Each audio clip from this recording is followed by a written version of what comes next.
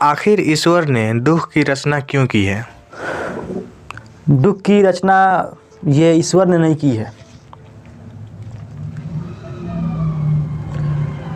दुख क्या है? कोई चीज़ है जिसको बना दिया गया है, जिसकी रचना की गई है। दुख जो है वो इंसानों ने बनाया है। ईश्वर ने सिर्फ ये सृष्टि बनाया है और उसमें जितना भी ये माया मोह दुख सुख है ये सब इंसानों ने बनाया है।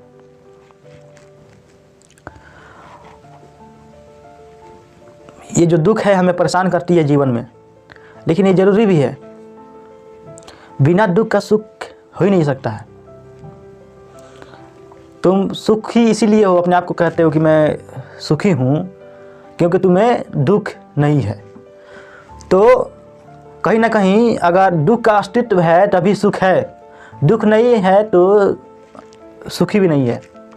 बिना हार का जीत होता है।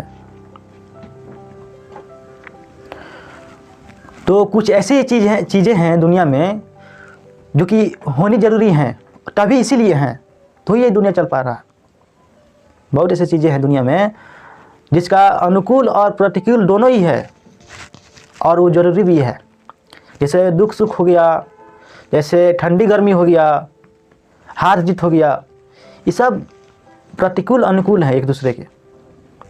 किसी एक के होने का दूसरा कारण है, कोई एक रहे दूसरा नहीं रहेगा। तो ये जो दुख है ये ज़रूरी भी है, हमें परेशान करता है, हमें हमारे आंखों से आंसू निकालता है, लेकिन तभी तो हम प्रेरित होते हैं सुखी के लिए। हारने के बाद जिस तरह हमारे मन में प्रेरणा आता है कि नहीं अब तो मैं जीत के दिखा दूंगा, बहुत हो गया, उसी तरह दुख है तभी सुख है, दुख के बाद ही सुख आता है।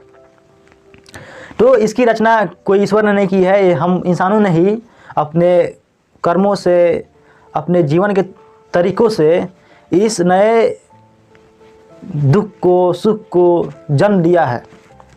ठीक है, तो ये किसी ईश्वर की रचना नहीं है, ये हम लोगों की रचना है और ये इससे कोई घबराने वाली बात नहीं है। ये ज़रूरी भी है जीवन में। बिना दुख का हमें सुख का अनुभूति हो ही नहीं सकता है। जैसे बिना हार का हम लोग जीत का मज़ा उठा ही नहीं सकते हैं, उसी तरह जिस तरह सुख ज़रूरी है उसी तरह दुखी भी ज़रूरी है।